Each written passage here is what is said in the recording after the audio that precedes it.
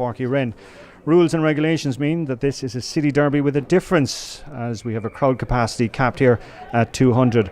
But thanks to our new partnership with Cork GA, we and the Irish Examiner are delighted to once again be streaming a game free to air for football fans in the city, county and far beyond. Recent form points towards a close encounter tonight, with Douglas winning last year's tie by a point, while Bishopstown were victorious in 2018 by 2.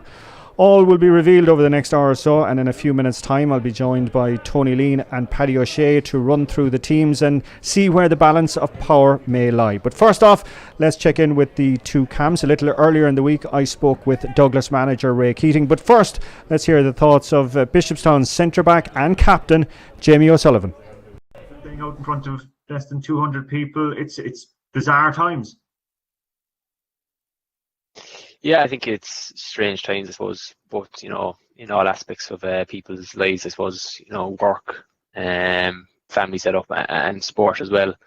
And I think lads are just glad to get back. I think everyone was really happy to even get back training, just playing challenge matches before now. And it's I suppose, kind of a step towards normality that lads are looking forward to it. I suppose the crowds, I think people, will adjust. I suppose once the match starts, you kind of zone out from what's going around you. Yeah, it's going to be a little quieter, but in the kind of heat of the battle, I don't think it's going to affect either team really. Okay, there was a big debate when the announcement was made that the club championship was coming back about whether players would be keen to get back in terms of the entire issue of social distancing on a football field or a hurling field being an impossibility.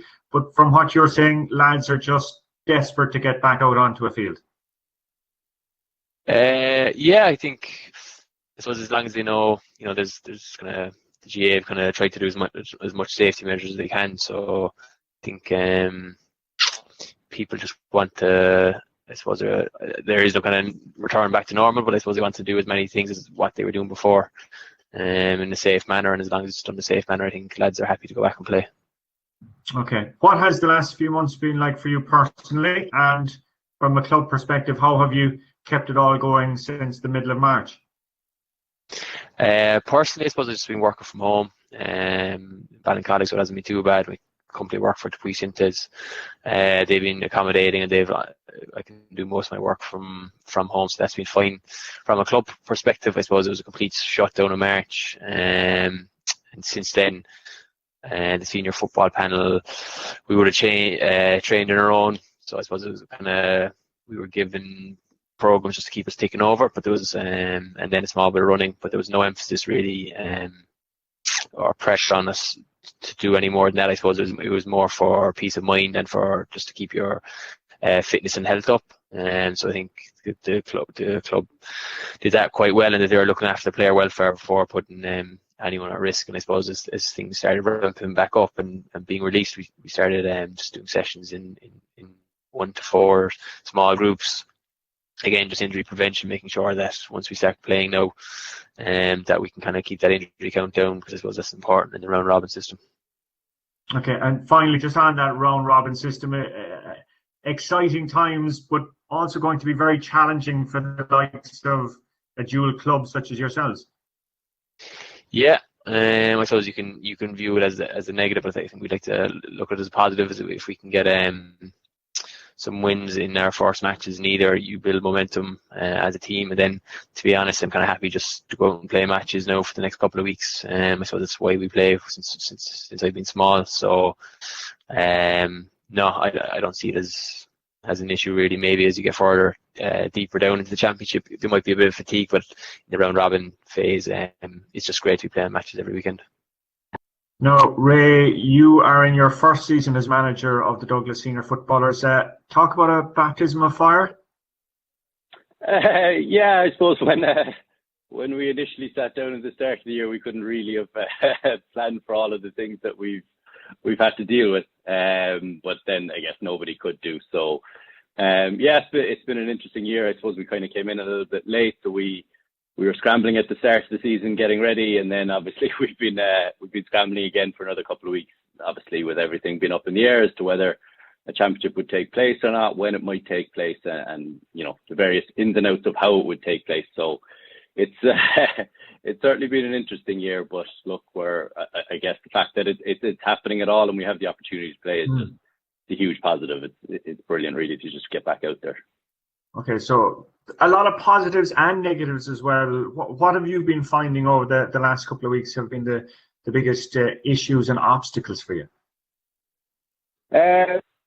I guess the first one, managing, I guess all the players have been doing stuff while lockdown was happening, but it's just a different kettle of fish when you go back into an actual team training scenario, just in terms of the knocks, the niggles. We've unfortunately lost James Holland to a bad knee injury. Would be one of our best forwards.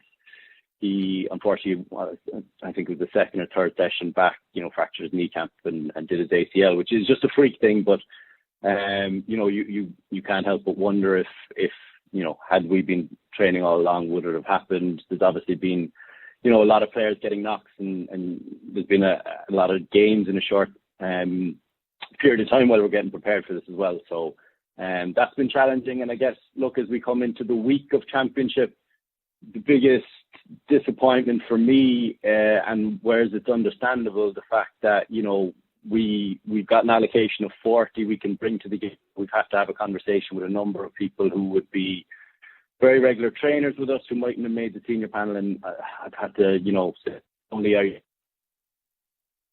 you can come to the game.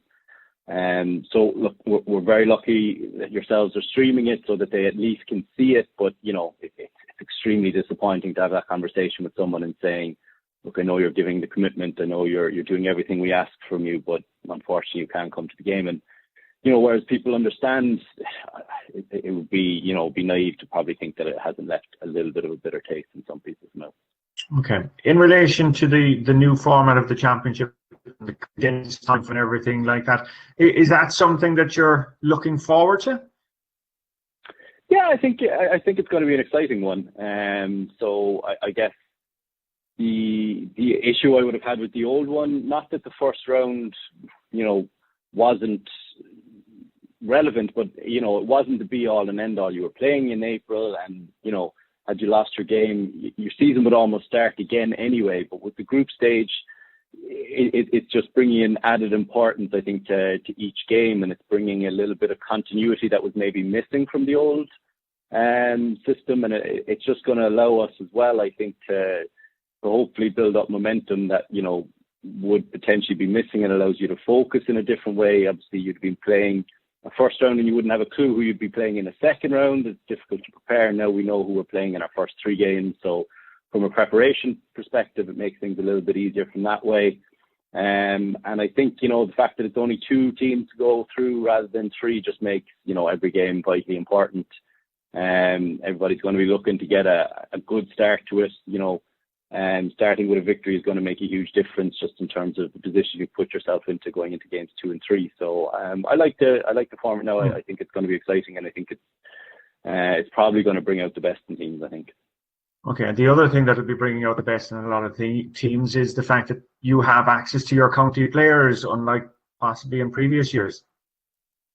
Yeah, I mean, that's huge. So I guess, we've obviously dealt with the way the county is run, as long as I've been involved playing and everything. The biggest issue that you have with it would be the physical condition of the players when they come back, and that's not through anybody's fault. But obviously last year, if you look at the season that the Cork footballers had, they had a difficult league campaign. They had a positive experience in championship, I would say, reaching the Super 8, but it really took a toll on people's bodies. So you have people like Kevin Fly, for example. I think he played Sigerson for UCC last year. He played pretty much every game for Cork. And he was after, a full season by the time he was coming back involved with the club, which, he'd always give 100% to the club and it's never in question. But just physically, you'd wonder what condition his body would be in. It's just natural that it's going to break down after a season that's as long as that. That's not the issue this year. And, we've got our Cork players are fresh and they're absolutely chomping at the bit to play football. They're very keen to get going. So, I've always found that when they come back into the fold, the training, the standards they set tend to raise the standard of the whole team, so the whole thing becomes a little bit better. So we're having that from the start, and the biggest thing is not having any, wonders or doubts as to when things are going to take place. So it's been lovely for us, to be honest, having them involved, and it's certainly been a big positive for us. Perfect. And our thanks to Jamie O'Sullivan Jamie, and Keating for their time during the week. 5 minutes before throw in here, Brian Connery is our match referee. Paddy O'Shea and Tony Lean alongside me in the commentary box. We're just going to bring up the Bishopstown team onto our screen there. Paddy, one man there that has caught your eye already, wearing number 8, an old buddy. Yeah, Paul O'Flynn surprised me when I came in actually and spotted him on side in with the gear on. I hadn't realised that he transferred from Ballyclaw, All-Ireland winner with myself back in 2010 obviously. He was an excellent player back then. I haven't seen him, I'd say, in 6 or 7 years, but his game would have been high energy, cover the ground, good footballer, not bad in the air as well. So it'll be interesting to see if he's still the same type of player, if he's had to change like we all do due to age and pushing on a bit in the years. With him then, Jamie O'Sullivan centre back, another All-Ireland winner, and Ken O'Halloran from that time, along with number 3 Owen Burns. They'd be the kind of 4 experienced guys in the team.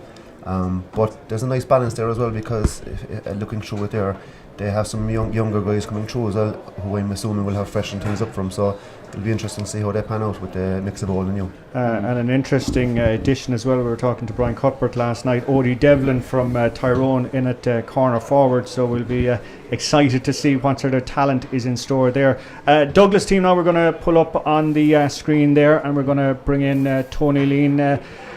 The one thing I'm going to ask you, Tony, no mention of owner Alan Cadigan. Should I be surprised by that? No, no. In terms of that would be a decision, Colm, that was taken earlier in the year by Owen and Alan and Shane Kingston. They're concentrating on hurling this year, and I think it's probably, of course they're huge losses. There's no point in saying they're not huge losses, but what it has done is it's provided clarity. So straight from the get-go, the Douglas management knew that Owen Cadigan or Alan Cadigan wasn't going to come in at some stage and wouldn't have to fit them in. So, but I mean, it's still, it's still that Douglas side is still a side sprinkled with inter-county experience. I mean, literally from Nathan Walsh to Sean Wilson to Brian Hartnett to Kevin Flahav to Owen Cotter. Another, Paddy was talking about the 2010 All-Ireland winning team. Owen Cotter was a part of that, playing in a new position now up front. Douglas, and I know we'll talk about this during the commentary, there are still issues in terms of Douglas's attack. They don't have still that go-to guy. And obviously one big bit of news from this thing is that Shawnee Powter is absent tonight, even though he's listed as number 18 on the bench. I mean, I can tell you he is actually not togging out. He has a hamstring tweak. It's not the issue, so Cork fans don't get concerned. Is Ronan McCarthy tuning in now to discover this? I'm led to believe it's more of a pinch than anything. It's a 2 to 3 weeker, and given that he'll miss tonight, and given Colm that the next 2 weeks are hurling, he might actually be back for the Valley Rovers game. Okay, well, our thanks to Tony Lean and to Paddy O'Shea, and we'll be hearing their viewpoints throughout the course of the evening here. As you're hearing there, the press announcement asking us to observe social distancing, but first the national anthem.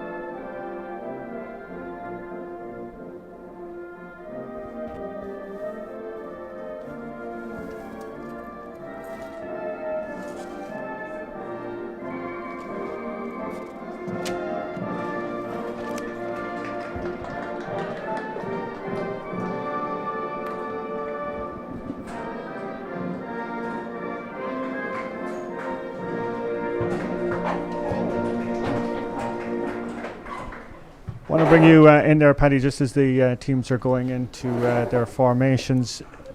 This is your first experience of a night like this. What's your thought now, having maybe seen the game as well too last night, just on the entire atmosphere and everything around this championship game? Yeah, it's definitely strange. I mean, we're used to the crowds now shouting at this stage at the end of the national anthem, and it creates a bit of a buzz around the place. That's not the case tonight, obviously. Even watching the streaming of myself last night of the game, it was a bit eerie. You could hear every pin drop in the place, you could hear every conversation. But I'm sure once the game is 5 minutes in, the players will have zoned out of all that, and their minds will be just focused on what's going on in front of them in the game. Okay, the lads are looking around the field there, as is referee Brian Connery.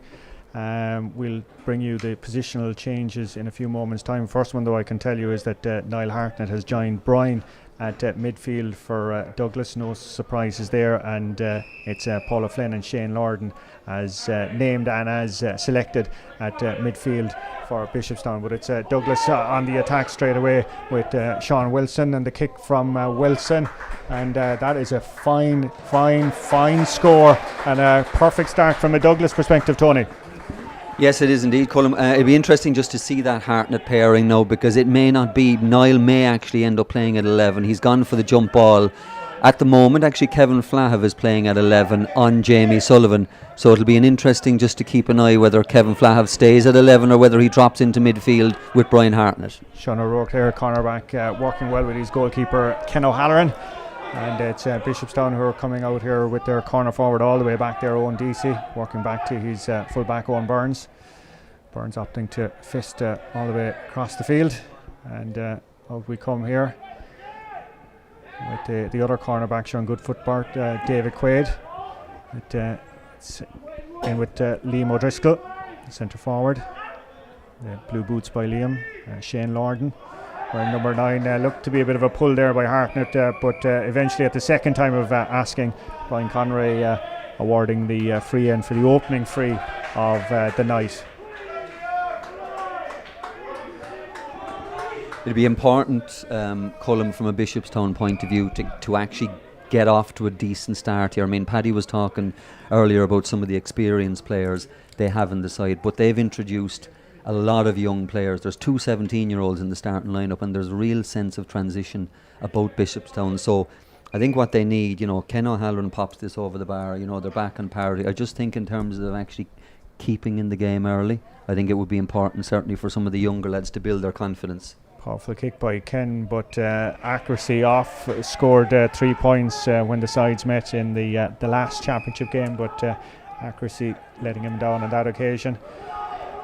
The veteran, I don't think he'll mind me saying it, Brian Boyle in goals for Douglas, has been there for quite some time. Intermediate championship winner, would you believe, all the way back in 2009, and has been the custodian for Douglas for the last number of years.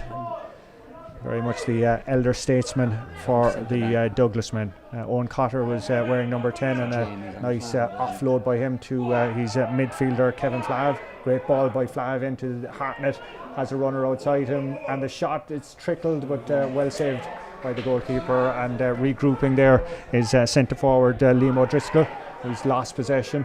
And here come Douglas again. Shot and off the crossbar from the full forward Conor Russell there. And that was a lucky escape for Bishopstown, who should really have done better in clearing it first time round. Shane Lorden. There's a runner outside him. He's a wing back, Jack Murphy. Going through the hands here. Very slow, patient build up by Bishopstown. And it's Shane Lorden who is eventually after winning the sideline there. But Bishopstown nearly authors of their own misfortune there on that occasion, after one goal chance went to begging, failed to clear their lines, and only for the crossbar getting in the way, we would have seen the opening goal of the game. It's Jimmy Costello here in front of me who's holding the ball, but the linesman is saying no, it's going in the opposite direction, and Brendan Powter was quickly in to take it and over as far as Dylan Ward, and they're working it there through the hands in with Brian Hartnett. And back to his Sean Wilson, who scored that opening point.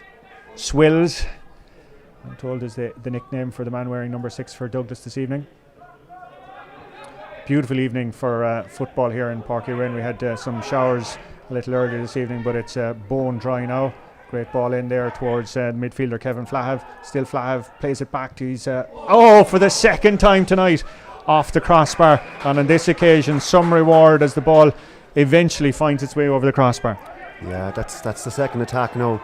That's 2 consecutive attacks for Douglas where they ran the ball down through the centre, through Hartnett and Flahive at the end of it.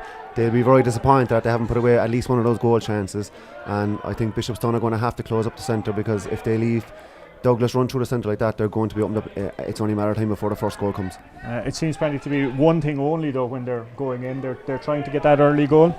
They do, and really once with the first opportunity that they had, and when it bunks back off the crossbar, the sensible thing to do really, as most coaches would say, is just pop it over the bar and take your score. But they went for the goal again the second time, and again missed it. It was unlucky, he hit the crossbar, but that's 3 goal chances and 1 untaken, so they'll feel a bit unlucky in that regard, I think. Very patient build-up play by comparison at the other end of the field, and coming to naught there is the kick overplayed, and also easy for Brian Boyle to get Douglas up and running yet again. Just to remind you again that capacity here tonight capped at 200. You can see on the far side of the field Douglas have commandeered the dugouts there, and that means that Bishopstown are on this side of the field up in the stands. It's Niall Hartnett racing through there. Great kick from Hartnett, just about 30 yards out and straight over the crossbar. This lad is very exciting, isn't he? I mean, if you're Cullum over on the Bishopstown bench now, you've got to have alarm bells ringing straight away at Niall Hartnett. There's no Paul O'Flynn dropped back. As we suggested, Niall only went in for the jump ball. He's been playing centre forward. Jamie O'Sullivan went back to him. Since then, I've looked and I've seen Paul O'Flynn, and now I've seen Shane Norden trying to pick him up but losing him. The trouble with trying to pick up Niall Hartnett, this guy is 6'6", 6'7", and he is seriously rapid.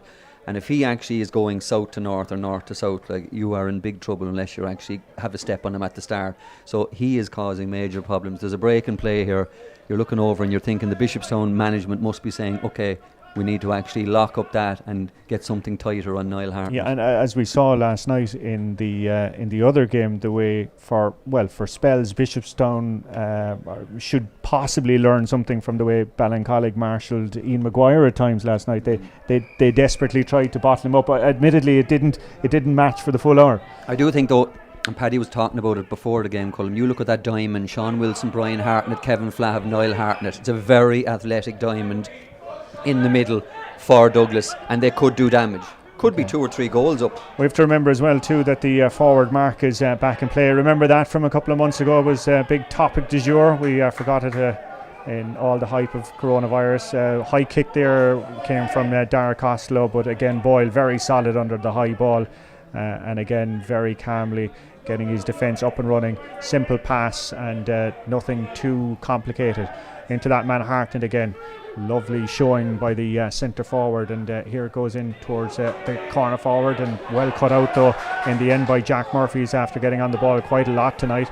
Finds his midfielder Paul O'Flynn, an All-Ireland winner from Ballyclaw, old sparring partner of Paddy's back in the day, and it's with midfielder Shane Lorden being forced to turn around, being harried and harassed. 1, 2, 3 Douglas men around him, and in the end it's out with the midfielder there, big Brian Hartnett, takes a shoulder from Jack Flynn, bounces off of that and opts to go right across the field because he's a runner waiting over there on the far side. It's his wing forward Liam Deneen though opting to go back and play a bit of a 1-2. Still Deneen on the 21, Deneen on the 14, looking back to Hartnett half blocked down. That's Niall, not Brian, and it's the corner forward there, Finbar Desmond, trying to borrow it out, but it's Jack Murphy who's coming out, tenacious wing back, and harshly, I would have thought, called for overcarrying, but referee Brian Conroy has done all the courses and all the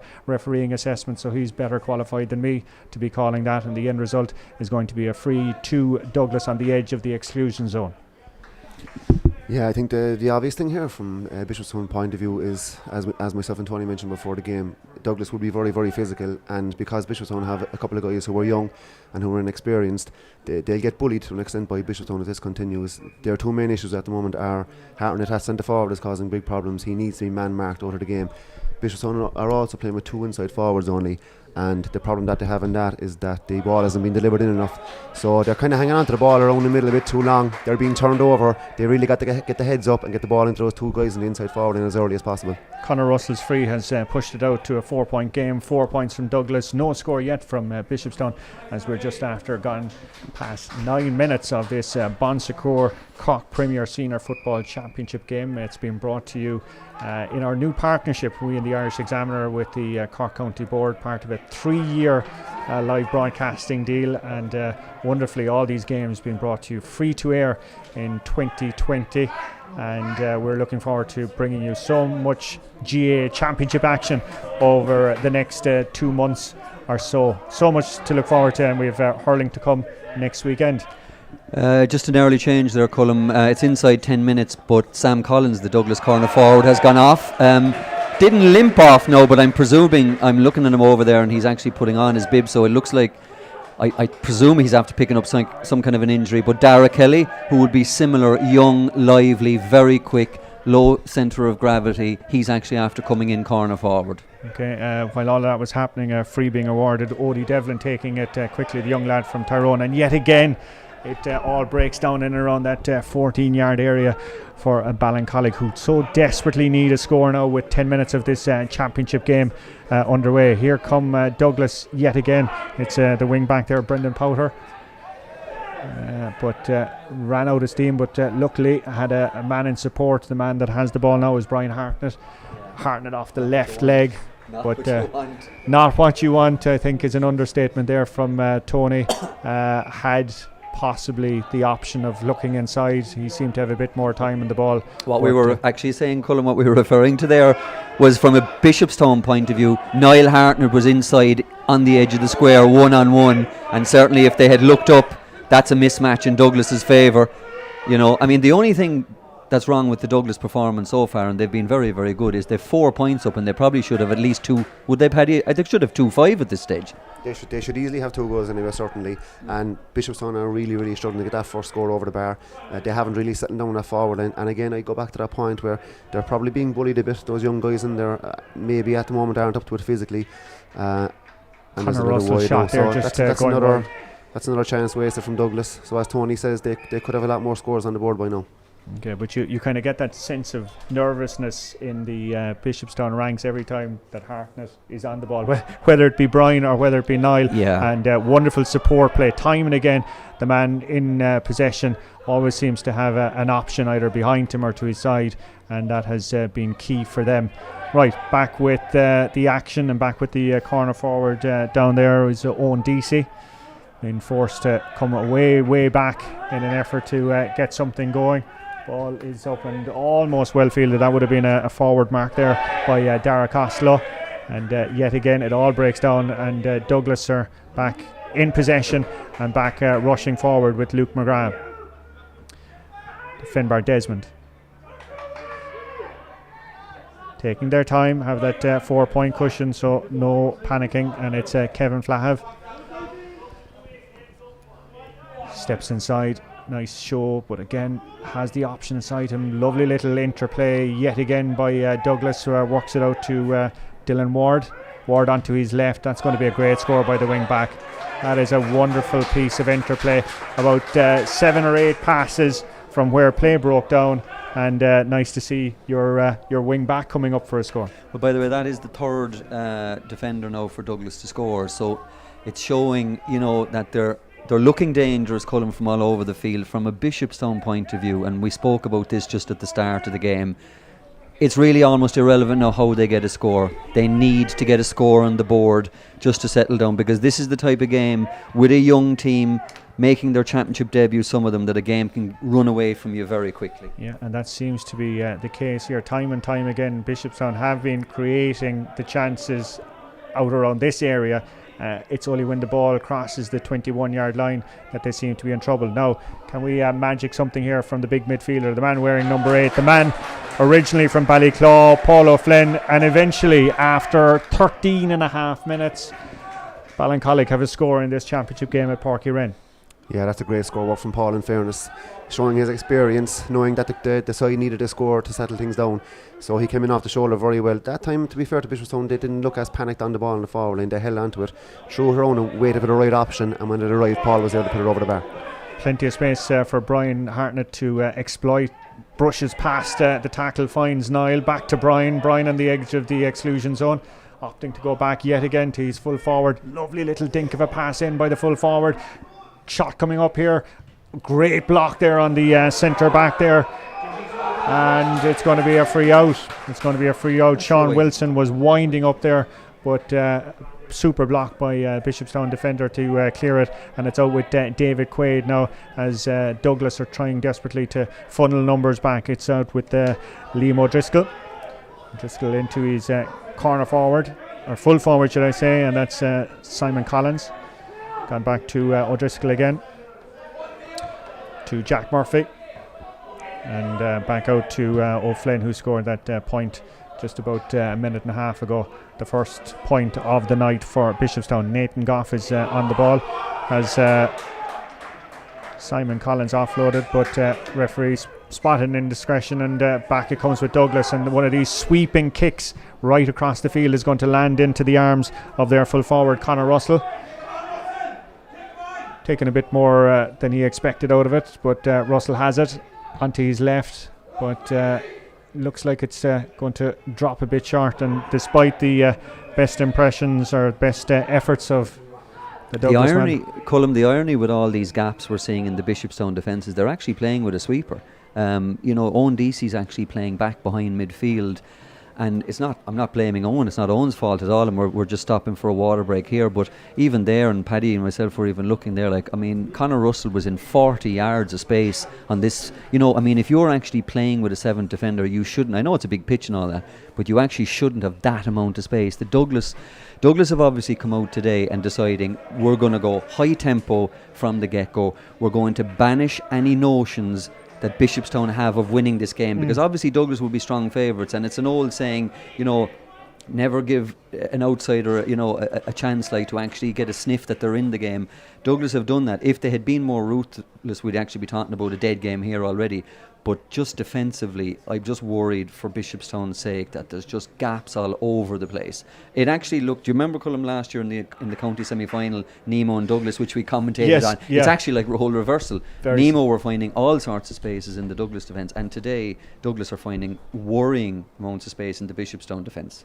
Is there a possibility, and you pointed out there about Owen being back as a sweeper, that this is a ploy that maybe hadn't been worked on enough, and that they're kind of a little unsure as to who's to go where? Listen to me, there's so many teams now, everybody, Paddy will know this better than me, it's kind of called like the +1 defence, it's nearly every team now, almost as a safety measure, plays one. Dylan Ward is doing similarly. Look, obviously it gives you a bit of a blanket of security. It is something you have to work on. The difficulty I have with it sometimes is, for instance, when Bishopstown are behind now by 5 points to 0 or 5 points to 1, and they're playing a sweeper, you're giving free possession, Paddy, aren't you, from every kick out. They're not pushing up. So basically you're guaranteeing Douglas possession from their kick out every time. I don't know what you think, Paddy. See, the interesting thing on that really is if a team decides to leave 6 forwards up there, then you're going to have 6 back there marking them. If they decide to take one of those corner forwards out around the middle, the opposition have a decision to make. Do I push the extra back out on him, or do I leave him back sitting inside space? Sometimes when you're leaving him there just because somebody has gone out, he might never have played that role, so he might be unsure of when to push and when to hold. Communication is vital there, but I think Bishopstown at this stage really need to just push on and go man for man at this stage, because they're only inviting Douglas on. Yeah, I think, Cullum, to answer your point, I think with a sweeper system, sometimes people fall into the notion that I just sit here and I mark space. Space never got a score in his life. And they don't engage on the ball. Yes, exactly. So I just think it's something Bishopstown probably need to look at. We're back up and running. Our water break was a rather swift one there, and our thanks to Paddy and to Tony for their analysis there. We'll be hearing more from them in the course of the game. Kevin Flahav there, a bit winded, but he's back on his feet, and it's Brian Hartnett that's there. He's going to look back again, and again, as we said with Douglas, they all seem to have that extra few seconds there, extra few options, and it's back in with Flahav, who's recovered from his bit of a bang to the ribs, I think, there was looking there to play a 1-2 with Hartnett, was forced to readjust his step. Did well to do that and sucks in about 3 players and was heading for goal, but referee had blown his whistle at that stage, and a bit of back chat as seeing the free brought forward another bit and making life easier for free taker for Douglas.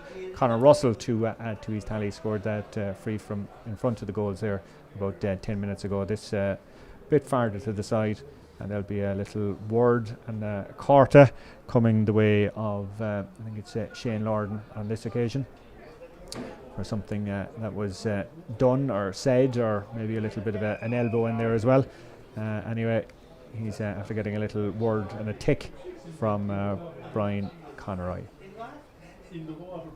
Here's Conor Russell, and Russell pushing it out to 6 points to 1 as we're coming up on 20 minutes of this Bon Secours Cork Premier Senior Football Championship clash here. It's Bishopstown v Douglas in Páirc Uí Rinn, being brought to you on the Irish Examiner's website. It's part of our partnership with the Cork County Board. Hope you're enjoying the game wherever you are. Very conscious of all the hundreds and thousands of fans of these two clubs, and indeed GA fans in general, who can't be at matches this weekend due to the social distancing and protocols and procedures around matches. So hopefully you might be at your kitchen table or in your sitting room or on your phone. You're still enjoying the footage.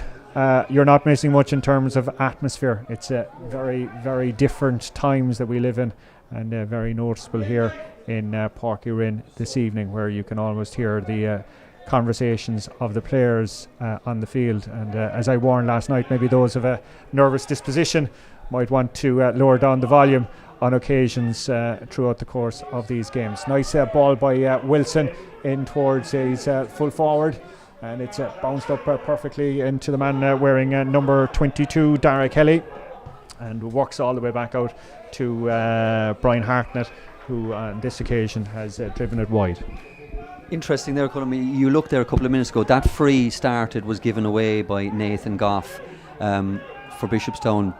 Caught dallying on the ball, but you've got to remember Nathan Goff came on and played in the All-Ireland minor final last year with Cork, came on and played all the extra time. Bishopstown are going with young fellas, and if they're going to go with young fellas, they've got to realise that there is going to be mistakes, there are going to be errors, and they've just got to they've got to grin and bear it for the time being. This is the only experience that these young fellas will need, is to actually be put into, I was going to say, the white heat of a championship battle. It's a little less than white heat, obviously, with no crowd here. But still, the intensity is huge, and it's a huge jump up for young lads like that, so people will have to be patient. Ken O'Halloran and Bishopstown being caught up out of the old rules, or the new rules, should I say, regarding the requisite 14 yards, and they're punished there in the end by Liam Dineen from the throw ball breaking down to Dineen, and it has been punished and pushed it out to 7 points to 1. You'd almost forget, Paddy, all these rules that we were talking about back in January and February, and we were constantly talking about, and here we are in July having to relearn them again.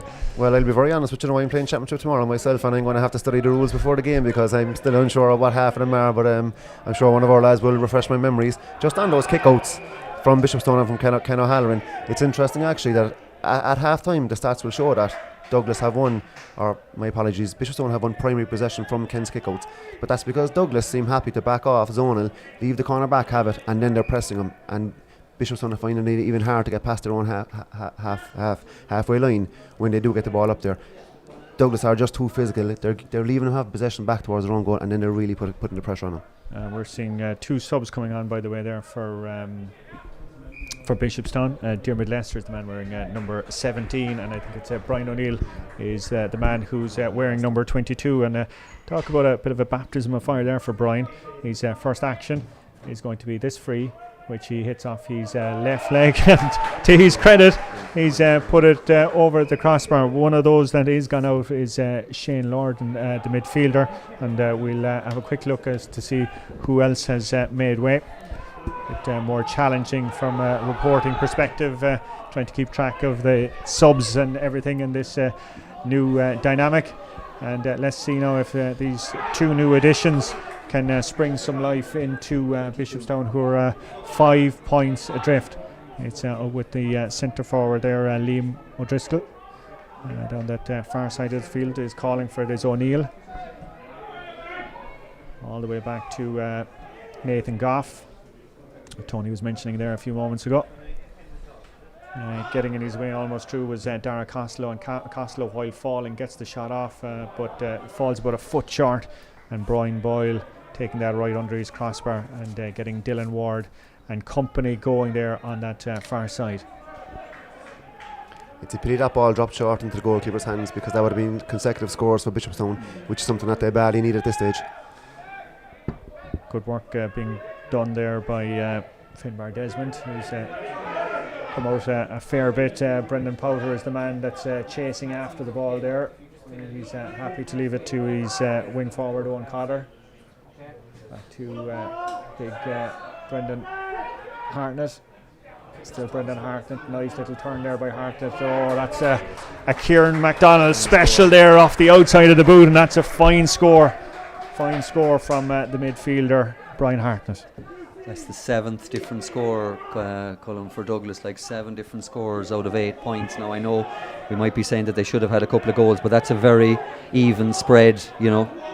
Dermot Lester playing a 1-2 with Owen Burns. Owen Burns is the full back, and he's the man that's holding on to the ball right now, being pulled back, but referee waving play on, and Liam O'Driscoll, well, maybe Liam would have hoped that the referee had pulled play back there, got the shot off a bit too quickly, and is only troubling the pigeons down that far side there in the trees. Brian Boyle, interesting to see what Brian will do there on this kick out. Again, it seems to have all the time in the world, and picks out Luke McGrath with ease. That extra man with Bishopstown having brought back Owen Deasy, giving Brian an easy night in terms of his kick-out strategy. Niall Hartnett, he's like a Gulliver there for a second with 2 or 3 hanging off him, and the end result is they can't bring him down. They halt his progress, and it's going to be a free now, and it's Conor Russell who will be entrusted with this. What's very noticeable is the interaction of the players and the referee, I think, because of the reduced capacities, conversations and words being picked up by the referees, and maybe not some nice words as well for early evening listening. Good hands by Ken O'Halloran with the sun in his eyes, the cap on. It's been a big week for Ken and his wife Kiki. New arrival in the household on Wednesday, baby daughter Robin. And our congratulations to the O'Halloran family on the new arrival. Now, can Bishopstown deliver something? It's with their corner forward, Oni Devlin. Big reputation from Tyrone. So Dara Costello eventually getting it over, and that was a fine score. And Paddy, you're nodding a badly wanted one as well. I am nodding, yeah, because that came from a ball dropped short from Douglas into Ken's hands. They transitioned the ball much better that time up the field, got into a good scoring position, and there's only 5 points in this game really, and there should be a lot more in it at this stage. Yeah, and the other question as well, which we'll chat about maybe at half time as well, conditioning of teams. It'll be interesting to see how each of these sides will be coming down the home stretch, as we've seen in a lot of the matches over the last number of days, that teams are still struggling in the last 10 minutes as they're coming up to championship pace. Championship accuracy is in though, and in vogue very much from Conor Russell. We've seen him from frees, that time from play, and that from 40 yards, a fine score. Douglas will need a Conor Russell to step up in this year's championship. You know, we can talk about all the Douglas forwards that aren't here, Colin, but any team who has aspirations to win a county championship has to have at least one, if not two, go-to forwards, and it's been an Achilles heel in Douglas for a long time. Conor Russell has experience now of an All-Ireland under-20 win with Cork. He was on that panel, and you'd like to think he'll progress and maybe step up and take a lead role up front this year. Now back we go with Bishopstown, and looking much more lively now with Dara Kelly being pulled back. Should I say Brian O'Neill? I'm getting my number 22s confused there. Brian O'Neill, apologies. as we said, he only came on about 5 minutes ago, and his first touch of the ball was from a free, which he converted. Let's see, can he make it 2 from 2?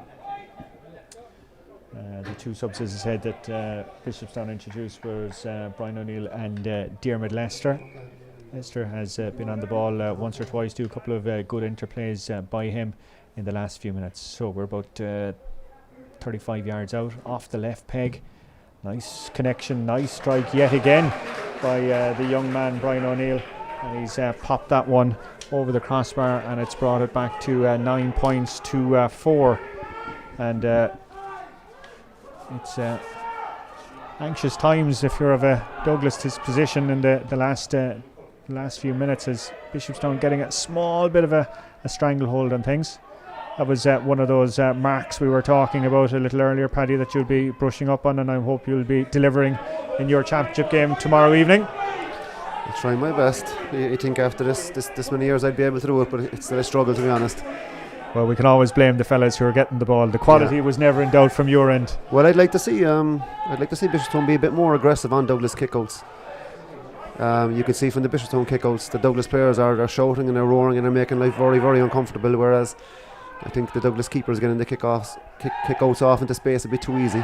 Brian Hartnett on his own, trying to take on about 3 fellas, lifting them up over his head and everything like that. Referee though stepping in. We're just watching there out of shot that Brendan Powter is getting involved in a couple of little skirmishes there, but the linesman is quickly in to restore order and to have a word with young Brian O'Neill and with Powter down there. We're getting a bit of treatment as well to one of the Bishopstown players. Nothing untoward. Just looks to be a bit of a leg injury, but we're all back in the feet, and we're going to be back with a Bishopstown ball awarded for that free. Awarded for the overcarrying by Brian Hartnett a few moments ago. Diarmuid Lester is the man who'll take it, looking around for options. He's going to go right across the field to his cornerback Sean O'Rourke.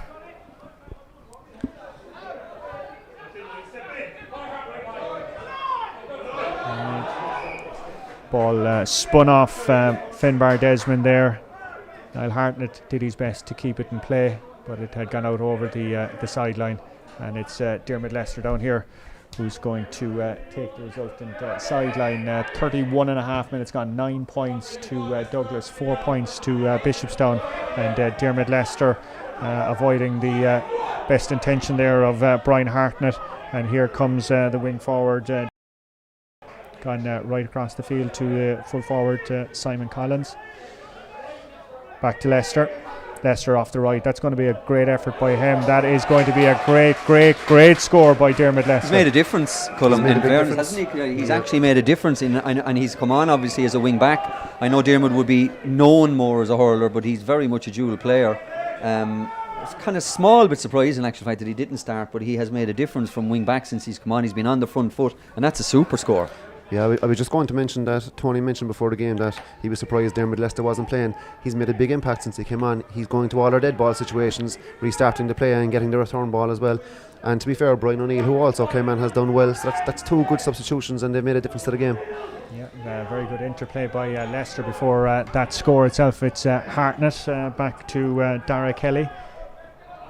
Finding its way to Brendan Powter. Powter has gone back to his full forward, and that is another fine score from Conor Russell. What's he at now, Tony? 4 points, 2 from play, 2 frees, Colm, and hit the crossbar at least once. So you might be saying his tally should be even greater than 4. Scoreboard, by the way, is saying 10 points to 4 at this stage, which I'm not certain. Does that mean that they didn't give?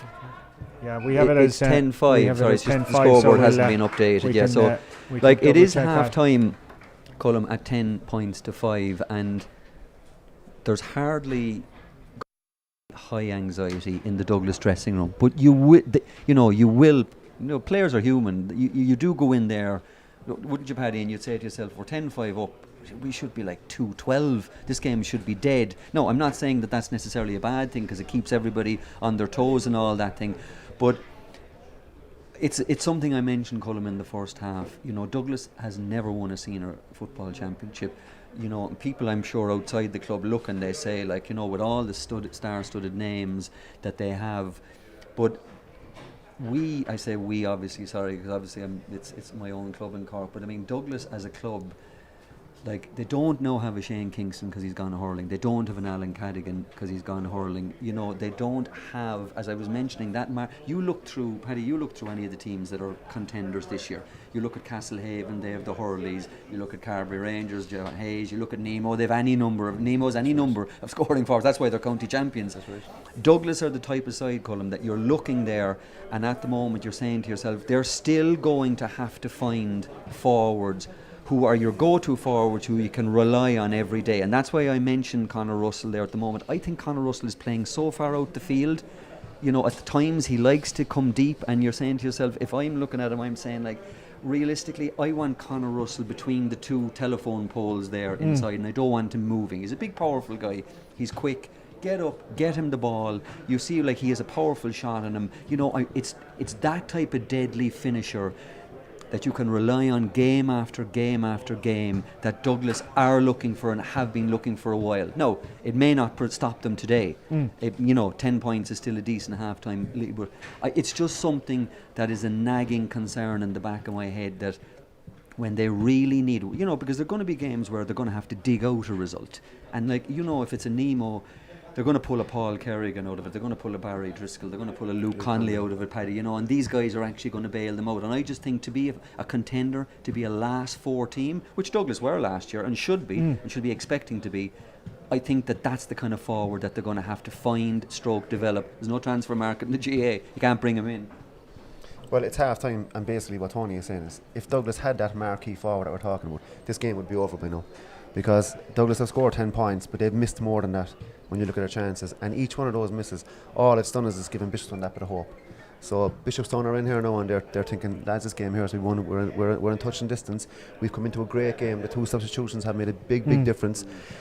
Douglas, to an extent, have been trying not to win the game, because they should be out the gap here now at half time. The game could necessarily be over, and that would be a very, very different Bishopstown group at half time. They'd be distraught, the heads would be down. No, they're not. No, they're biting now a bit, and they're looking forward to the second half, I'd say. The marquee forward, the absence of the marquee forward for Douglas, it is a problem. Now, to be fair to Conor Russell, he's got 4 points out of 10, which isn't bad. No. He's going okay, he's showing for the ball an awful lot, but again, he's getting on the ball maybe that bit too far away from the goal. Niall Hartnett is excellent, lads. Every time he gets on the ball, it looks like Douglas are going to score. And actually, every time he gets on the ball, it looks like they're going to score a goal, because he goes past his man. For such a big guy, he can move. He's very mobile. He drops the shoulder, goes around his man. The thing he does is he draws another body towards him. Then it opens up somebody else, and he's very unselfish. He pops the ball off. There was 4 goal chances there that Douglas could have taken. That's 12 points. That's a big difference at half time. It's scary, Colm, in a good way for Cork football and for its future, that Niall Hartnett is not 19 years of age. He's still it's crazy. 18. It's incredible to even say it. I mean, I was saying the same about his brother, Paddy, when they were winning the All-Ireland Under-20 Championship, and Brian was midfield, and he has this fantastic gift, Colm, that you just can't, Paddy will know this better than me, you can't coach into a fella, is the ability to do the simple things right all the time. He makes good decisions. I mean, Niall is a more explosive type of talent in terms of, like, as I said, he's 6'6", 6'7", and he can just go like, you know, like the clappers. So he is like still 18. You can imagine Ronan McCarthy brought him in for a while this year to Cork, not really to bring him into the squad, but just to get him used, Paddy, to the ways of a senior intercounty setup. To have a look at him, obviously he's Ronan's own club in Douglas, so Ronan McCarthy will know him very well. But when you look at him, you look at the Conor Corbetts out in Clyde, you look at the young talent, you know, I mean, there is...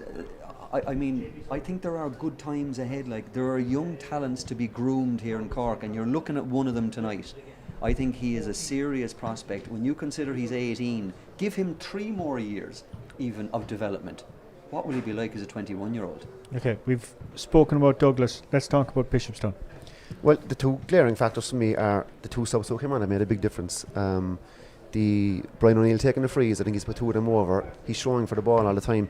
And that bit of a squabble he had there in midfield. I'm not sure who it was against, but he got stuck in. He threw his Brendan elbows Powter, up. yeah. And he was given a few weight divisions away there. He was, yeah? to be fair, but Douglas had bullied Bishopstown for the first 20 minutes of the game, and Bishopstown couldn't get the ball out of the defence. They couldn't transition the ball forward. He showed a bit of bite. Maybe that's what they needed, was a bit of a shamaz like that around the middle. Maybe some more fellas could have joined in there. Nothing stupid, but just to stand up and stick their chest out and say, we might be young, but we're not going to be run over here at all. He showed good bite there, in fairness. And the big difference is Dermot Lester. He's eager to get on the ball. You spoke about decision making. He nearly always makes the right decision on it as well. So I think they've got their gander up a bit here, and it'll be very interesting to see what happens. I said earlier, Colm, I think I might have said it before the game started, like in terms of Bishopstown being in transition, I'm sure there are people who kind of, would have a half an eye on the county league, and they might have looked at the league tables. Now it's a truncated league obviously this year, and they would have looked down the tables and they're saying, where are Bishopstown? And suddenly they see they're playing Division 4 football. That's right. And you're kind of saying, what has happened, Bishopstown? But like, you think about it, I remember a couple of years ago playing Bishopstown, they had this guy up front. Do you remember Fiacre O'Dasunig? He was actually a doctor in the CUH, super forward, the exact type of marquee forward we're talking about 5 minutes ago. He emigrated to Australia. Noel O'Donovan is injured. Michael Power is injured. Sam Oakes is gone to Dublin. He's not playing with Bishopstown anymore. Conor Dorman, an inter-county footballer, is gone to Australia. Dan Donovan, the big lad, has gone back to Kilmackabie. Yeah. Like, that's literally half a team that you're actually talking about. So Bishopstown has made a point, and by the way, you had the chairman of the club in co-commentary with you last night, and Brian Cuthbert, and he obviously has a vision for the club. They're obviously going with youth. They're going with these young fellas, and they knew tonight it could go pear-shaped for them, and as Paddy said, it could very well have gone pear-shaped if Douglas were more clinical in the first 15 minutes. But they are going with a youth now. They're going with a new young kind of a crew. As I said, I was just a bit surprised, given how young these lads were, that the likes of a Dermot Lester, who has a bit of experience. Now, by the way, we don't know this thing. We're not at training, and it could be that Dermot has been concentrating on hurling and he hasn't been given. We don't know the reasons behind it. Yeah. But certainly Paddy is right. That the young lad, Brian O'Neill, come on, kicked 2 lovely scores with left foot. Leicester went up and caught 3 points. They only have 5 points, and the subs have actually more than half of them already. So I just think if you're in the Douglas dressing room right now, I mean, we've been talking about Bishopstown, but in relation to Bishopstown, if you're in the Douglas dressing room right now, what you're saying is, let's get out there and let's treat the first 10 minutes of the second half like a game in itself. Let's put these guys to bed now, because you do not, as Paddy says, you do not want to be given Bishopstown the notion of, we've been barbecued there for 15 minutes, but all of a sudden now we're only 5 points down at half time, 1 goal, and we're right back in the game. Yeah. The next 10 minutes are vital, because the next 10 minutes will either give Douglas the upper hand and we'll finish the game off ultimately, or they might feed Bishopstown some more hope. And if there's still only 5 points in this 15 minutes to go, maybe 10 minutes to go, we wouldn't write Bishopstown off. One goal and all of a sudden the whole thing has changed. Just getting back to those younger guys as well, actually, Tony, before we carry on, they've been at a disadvantage too, because backing the young guys is the way to go as far as I'm concerned, but they've missed out on the league games that they would have had due to the COVID-19, so now they're kind of getting their experience through championship games, whereas they should have got them throughout the summer in league games. Absolutely. It's very hard to be too harsh on them. They did. They actually only played 2 Division 4 games, would you believe, this year. Gabriel Rangers was one of them, and surprisingly they beat Bantry. Well, not surprisingly, I don't know what Bantry had. 16 points to 4. Bishopstown beat Bantry in the league. Score, yeah. Great scoring. I mean, because Bantry would be a strong side. So I just think, as you said, it's a great point. They could have obviously benefited from a lot more competitive games, but let's just see how they shape up. First 10 minutes, Colm, I think very, very important. Okay, we're just double checking that last score by Dermot Lester was waved wide. We had it down as a point. The clubs and Twitter have it as 10-4 as well. So we just have to double check on that. I have to say, no, we've a pretty good vantage point here. I thought it was a point. I have to say, it looked to me like it was very much inside the post. It looked like a clear point. It looked good there, but we'll check with some of our other media colleagues there to see what they have recorded it as. And we'll work on with the official scoreboard at the moment as 10-4, but we can update that now. As the lad said, Douglas wanted to come storming out of the traps, and they've done just that with Brian Hartnett within about 25 seconds, kicking the ball over the bar and pushing it out to 11 points to 4, which has pushed it out to a 7-point gap within, as I said, seconds of the restart here. Going short from Ken O'Halloran out as far as David Quaid. And here comes Bishopstown. Options for the full-back Owen Burns, who's battling very hard and being held up by Dara Kelly, and the full-back fouls the ball, and it's a free which has been quickly taken and has found its way to Owen Cotter over that far side. Cotter going short to Kevin Flav. Flav though loses possession, and Bishopstown coming back out with Owen Deasy, doctor actually out in CUH. He's been a very busy man obviously in the last number of months, and I'm sure putting football and everything in perspective. Jack Murphy, he's got Leicester outside him if he wants. He's decided to go straight up as far as centre back Jamie O'Sullivan. Good acrobatics by O'Sullivan to gain the ball and win the free, and it's going to be Paul O'Flynn who will take it, and Jamie taking a few seconds there to tie the boot and catch his breath and get back onto his feet. Good ball into a man wearing number 22, Brian O'Neill. Scored those 2 points off the ground after being introduced, getting some close attention there, but definitely not afraid of it. And there was a lovely little pass there by Liam O'Driscoll, but unfortunately eluded his attacking colleagues and easily taken up by Boyle and transitioned out by Douglas, who are coming again. Elor and Aporca in the centre of the field with that man Hartlett out to his colleague Flav, and it's now with Brendan Powter.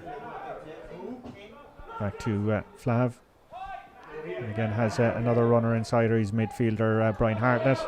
Knocked back though, and Powter and Flav. But Tony was mentioning there the doing the simple things right a little earlier, and cardinal error by Flav, who's dropped the ball, touching it off the ground, and free, which means Bishopstown now have possession. Kept in play wonderfully there in by the corner forward Odie Devlin. It's 2 or 3 lads desperately trying to get on it. Simon Collins is one of those, still Collins, and great defending by Douglas, and the referee Brian Connery awarding a free out for overcarrying by the full forward. Yeah, that's great defending, Colm, from Kevin Hayes-Curtin there. Just a mention too, Luke McGrath, who's actually on the ball now, playing really, really well. Looks to be an absolutely great trim. Brendan Powter doing well. So in fairness to Douglas, they're getting good performances from defenders, good front-to-foot lively performances. Bishopstown have had the ball in the Douglas backline now on 3 occasions since half-time. They're going to have to be a bit more productive with their attacks to get a few scores on the board. That was good defending, but I think the free was a bit harsh, Tony. Well, Hartlett, 45 yards out, 30 yards out, playing the ball into his full forward, half blocked down, should drop into Ken O'Halloran's hands. It does. The shot from Conor Russell, it is a Bishopstown hand, slowing down the flight, and it's that young lad in front of us, Brian O'Neill. Paul O'Flynn, nice runner behind him from his corner forward Owen Deasy in that sweeping role. All going through the hands here. Odie Devlin, still Devlin. Shot from Devlin. Oh, great block there, and it's in the back of the net by Devlin out of nothing. Devlin taking the shot. Kevin Hayes-Curtin getting the first block. Spill back up to the lad from Tyrone, and well, we heard he was a classy operator, and the way he finished that into the bottom corner proved just that. Yeah, I think you just said it there, Colm, through the hands. That's the first attack where they didn't look up and try for that early ball in, because Douglas have the extra man in there, so they're finding it hard to get the long ball in. They ran the ball through that time and they got the rewards at the end of it. Bit of luck, but they'll take that all day. So scoreboard which we'll operate off, it has 1 goal and 4 points now to Bishopstown, so 7 points, and Douglas 11 points. We were talking about what we were expecting to see in the first 5 or 10 minutes of this, and Tony, the words of wisdom. Again, we have no idea what's going on, Colm, in the Bishopstown camp and the reasons for it. But Brian O'Neill, Paddy, number 22, looks to me that must be a good reason why he wasn't starting, because I mean, he looks a young lad. I have to admit, I don't know what age the lad is, but he looks a young, slight lad, but he's game out. He's winning every ball. He's carrying ball. He's shipping tackles. And as Paddy said, he's not afraid to get involved as well too. To be fair, he looks like a guy who's a bit teed off that he wasn't started in the first place, and maybe that's where the reaction came from. Managerial masterstroke when it works. Liam Deneen is on the ball. Let's see now what Douglas's reaction to that goal concession is. Dara Kelly was the man wearing number 22, all the way back out as far as Niall Hartnett. As Tony said, that's just ability to make the right call. Owen Cotter, 21 yards out. Going to work it all the way back to Niall Hartnett. Hartnett in that kind of a playmaking role there now at the moment. All the way over as far as Brian. Not getting much change in his attempt to create a run. And rightly on that occasion is punished by the referee and a free awarded as he attempted to bulldoze his way through the Bishopstown defence. He's gone down holding his head, but I think he himself realised he had taken the wrong option there. Yeah, that's excellent defending. Bishopstown had a good blanket kind of set up there, and they worked their positions very, very well and cut out all the space. But again, we'll go back to what we spoke about Douglas not being clinical enough in front of goal. That Bishopstown goal there came again from a ball dropped short into Conor Halloran's hands. He started the attack, and 15-20 seconds later the ball is in the back of the Douglas net. And we're repeating ourselves, Colm, here when we're talking about Douglas having that inside threat. I mean, they were carrying ball there and there was no inside threat, and it's something which is a recurring theme. Man wearing number 23, by the way, is Brian Clifford. That was a great ball out from the free from Diarmuid Lester. Again, very intelligent play by Lester. Brian, of course, picked up a bad leg injury back in March, but the COVID lockdown was probably welcome by him because it let him recover, and here he is playing championship football in July as a result. And for the third time in a row, it's a free to Douglas, and for the third time in a row, it's Diarmuid Lester who's going to stand over it. Good ball again by Lester into his centre back, Jamie O'Sullivan. Here's Diarmuid now off the right across the front of the goals, but there was defender Kevin Hayes-Hurton getting down on it as two men around him, and you have to say tenacious play by the Bishopstown forwards, who held him up and forced him to foul the ball even, and too many steps there, and a free which Simon Collins is going to take. And I thought that was a bit harsh, Colm. I have to say that's 2 or 3 frees now that Douglas have conceded that I would have thought were in the questionable category, but certainly Bishopstown won't complain if Simon Collins pops this over the bar. You might pick up on the background, the tricolour above the scoreboard. There's a bit of a breeze now flowing, and it's in favour of Bishopstown, who are now 1-5 on the board, and that leaves them 3 points adrift of Douglas with just on 39 minutes elapsed of this, the Secours Cork Premier Senior Football Championship game, being brought to you on the Irish Examiner's website as part of our new partnership with the Cork County Board. A wonderful deal which will be extending over the next 3 seasons, and a host of championship action to look forward to in the weeks and months ahead. We'll be turning to hurling next weekend, some mouth-watering clashes to look forward to from here, and hopefully we'll have your company for those, and then it'll be back to football then the following weekend. So stay tuned on all the social media channels for the updates on those games. Back come Bishopstown, and back in with Odie Devlin trying to get on to the end of it, the man who scored the goal about 5 minutes ago, but Douglas alert to it on the bouncing ball, and here they come out on that far side, being held up by Brian Hartnett, and has the option there from Luke McGrath behind him, and they're racing down on that far side of the field with the other cornerback there, Luke McGrath again. Good, he's got a runner now inside him if he picks him up, and eventually it finds its way, but it looked to be clean off the ground there by Kevin Flahav, and we have a man laid out on the ground, and we have a free end to Douglas for another pick off the ground. We're a distance away, so probably not best to comment on that. There are, of course, Colm, other senior championship games taking place tonight, and Newcestown are 9 points to 1-5 point ahead of Island Rovers. There were, of course, a series of games today. Skibbereen had a big win over Nix in the Senior A Championship. An interesting 2 big games in the Premier Intermediate Football Championship. Kishkane beating Mallow by a goal, and Éire Óg beating Bantry, I think, by 6 points. So all contenders, you'd be saying. So a couple of big heavyweight clashes and big wins for Éire Óg and for Kishkane. And a big kick there by Conor Russell to restore a bit of order for Douglas. Badly wanted there, Paddy. Yeah, Barry needed a score. I think that'll make them feel a bit more comfortable. But again, we see Bishopstown got the goal from running the ball and passing it through the hands, and they got success with the goal. And again, since then they've tried to play the kick pass, and again it's not really working out for them. I think sometimes when you play with only 3 or 2 men in there, fellas are too eager to get the ball in there early, and that option might not be on. You've got to get the balance right and run the ball when the time is right. And it just opened things up, and you've got to pull the Douglas spare man out by running the ball through a couple of times.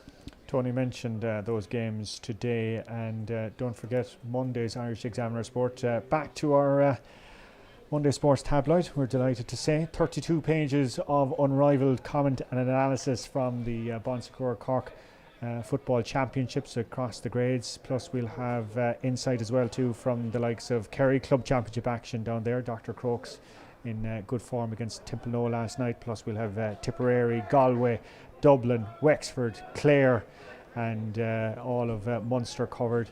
And don't worry if you're living abroad and can't get your hands on the actual paper. You can pick up an e-edition. Just go to the Irish Examiner website and follow the links that will get you sorted in the e-edition for this coming Monday.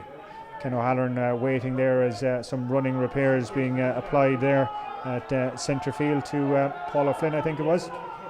But everyone is back on their feet, and we should be ready to go there in a few seconds.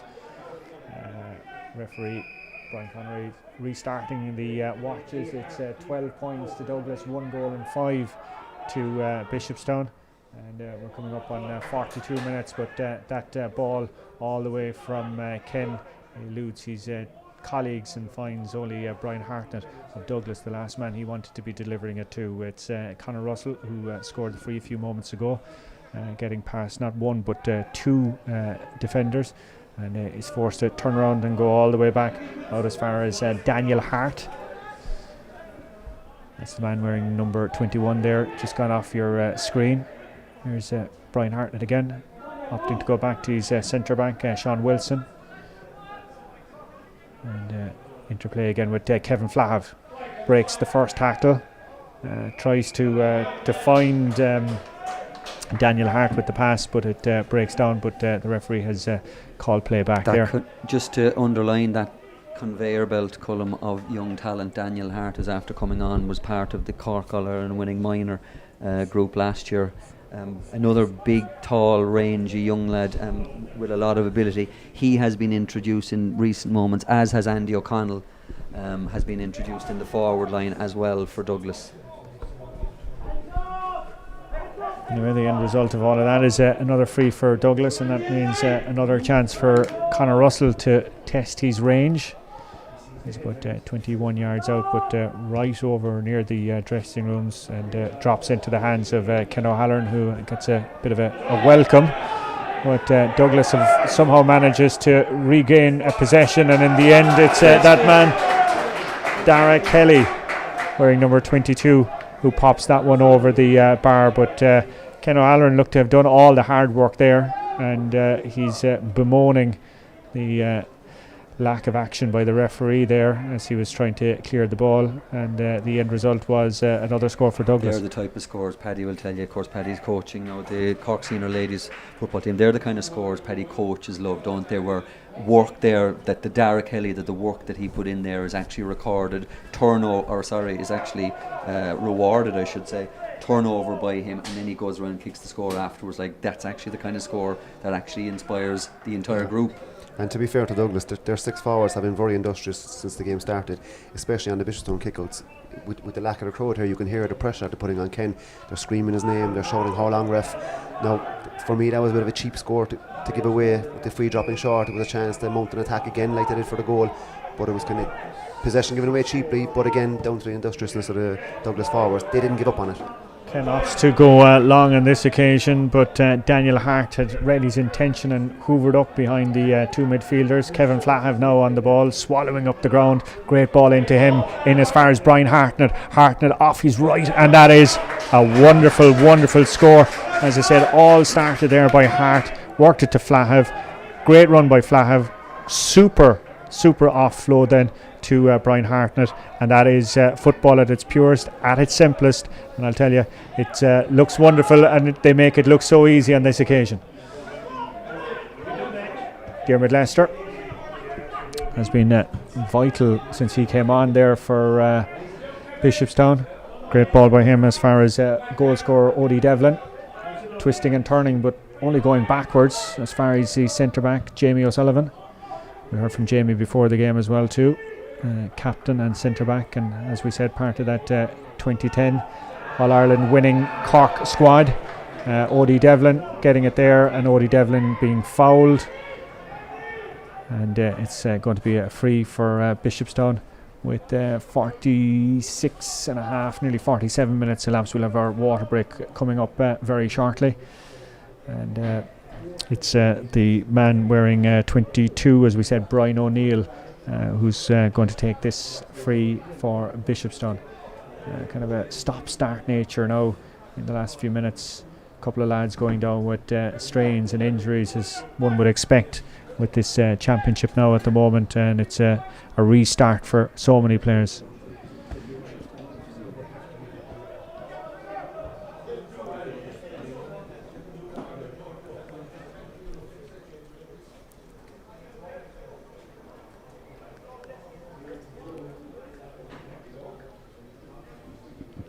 Kevin Flahav and Brian Connery having a little chat there, but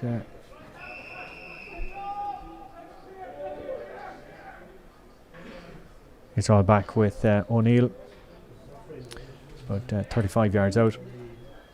Bit of a wind, as I said, behind him, and he's side trailing 14 points to 1-5. Is he going to make it 1-6? Yes, he is. Has been very, very accurate since his arrival midway through the first half of proceedings here.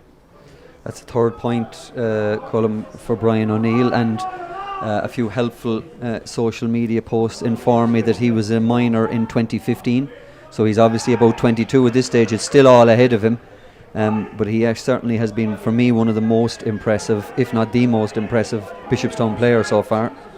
And thanks to everyone reaching out to us on our social media channels over the course of the weekend. Love to hear your viewpoints on the coverage and on the action, and I hope you're enjoying it wherever you're watching, whether it's here in Cork City, in the county of Cork, around Ireland, or indeed around the world. And delighted to be bringing you this coverage free of charge, and looking forward to doing so throughout this campaign. Back with Conor Russell, another free for Conor. Bit outside his range, so he's opted to go back as far as Daniel Hart to Hartnett. That's a great effort off his right, but just trailed wide, and just with that then we have the whistle for the water break. One other column important and I guess Paddy poignant result from today's Premier Intermediate Football Championship was Aghada's 13 points to 7 win over Castletown Bear, and before the game Aghada retired the number 4 jersey of Paddy's former inter-county colleague Kieran O'Connor, who, as we know, sadly passed away after a lengthy illness. Paddy, you were down in Aghada for the funeral, and the club, Aghada Club, handled themselves extremely well in very difficult circumstances. Yeah, last Friday was extremely emotional down in Aghada, but it was powerful what the club arranged for Kieran and for the family and for Kieran's memory. Something I'll never forget personally. I'll never forget my first overnight stay with Cork in 2005, I think, was up in Donegal, and I roomed with Kieran. That was the first. I only knew him a couple of weeks really at that stage, and I remember we had an hour-long conversation about cream and cakes for some reason. So we were obviously starving going to bed that night, but I'm sure Billy didn't care how hungry we were at the time. Wonderful guy, wonderful club, wonderful family, and to be honest with you, after what I saw last week in East Cork, I think no matter who Aghada were playing today, they were never going to lose the game. Yeah, I mean, you can imagine that dressing room before the game, and he was actually on the team list. he was actually, when I saw the team list and the subs, they actually had Kieran O'Connor as number 4. So, I mean, it must have been a hugely emotional, actually, preparation, Paddy, and dressing room, Colm. Yeah, and we were talking about it last night with Brian in commentary, and I'd like to get your insight as well too, Paddy. He was just talking about that incredible bond 10 years on. I think, was it 44 Cork players from the extended squad were at the funeral? Easily 44 players plus backroom staff. But that's really why we won the All-Ireland that year, was because of that bond. And that bond, like Conor Conahan, really changed the culture to create that bond. And there's nothing we wouldn't have done as a group for each other. All our partners and our wives were all very, very good friends this day after this day. It made a big difference to us. Yeah. It really pushed us over the line. We would have done anything for each other back then playing. That's just continuing now to off the field. We're not playing with each other anymore, but that's still there. Okay, and a credit to all involved from Cork and down in Ahead as well. And it was emotional scenes watching it on our screens last weekend.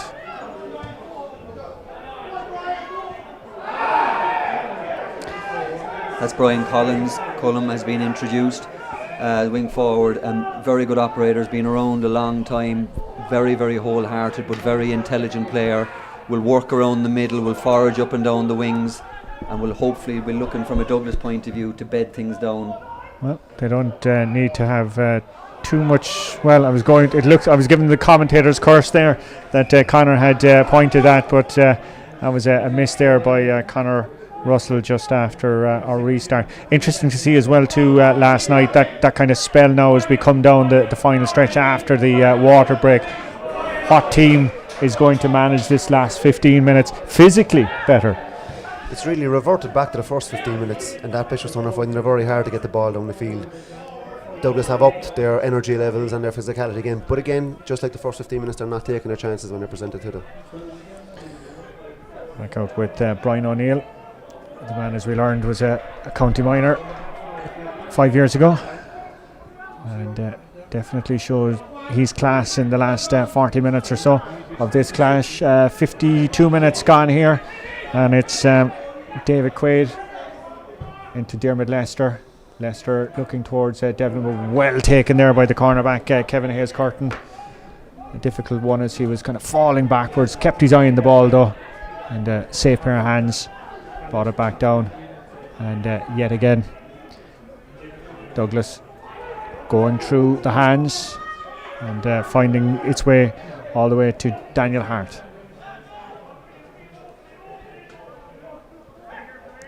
There's Hart again, great interplay with his centre back Sean Wilson. Hart all the way out there to the far side.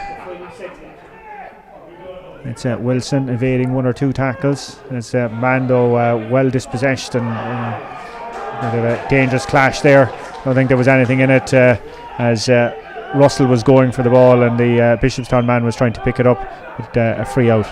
Well, in withdrawing Niall Hart and Cullum, Douglas may have felt, or some people may have felt, that they've lost that little bit of thrust, but you can see that Daniel Hart has that in spades as well, and is already making an impression. And as I said, is another lad who is probably not 19. I'm pretty sure he's not 19 at this. He's still 18, but he's another fantastic athlete, and he's actually already made an impression. And in this system, of course, games are coming on. They're going to have guaranteed 3 games. Douglas are playing Valley Rovers next, and there's guys who are coming on now or going to want to be putting their hands up. And of course, the new look system here in Cork means that not just the result, but the scores and scoring averages could come into play as well too. So we'll keep an eye on everything beyond tonight. Great ball in as far as the man wearing 22, and that's Dara Kelly. And Kelly, oh, what a shot by him! What a shot into the bottom corner of the net. It was a super strike in the end by Kelly, and as Tony was talking about the production line from Douglas, there wasn't the big name, marquee names that we were looking forward.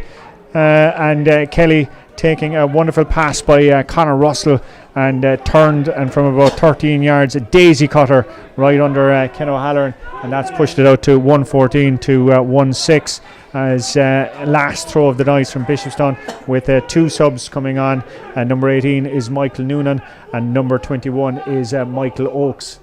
It looks to be Simon Collins here in front of us that's making way, and we'll have a track there on who else is coming off. But that's exactly, Colin, what we spoke 2 or 3 times, and Paddy mentioned as well, that inside thrust that you're looking for. I mean, it was actually Conor Russell became the provider there, put a good ball in. Dara Kelly is really, really quick, low centre of gravity, quick, and hit the target was the main thing. Got it under Ken O'Halloran. Ken O'Halloran's a big guy, and with 5 minutes of normal time to go, you'd nearly have to be saying that's the decisive score. That should do it for Douglas. It looks like it, and as we're looking on here, it's Douglas that are coming yet again with another number 22 this time. It's Dara Kelly, and the ball blocked, but it was a free out anyway for overcarrying. So what can Bishopstown magic in these last 5 minutes?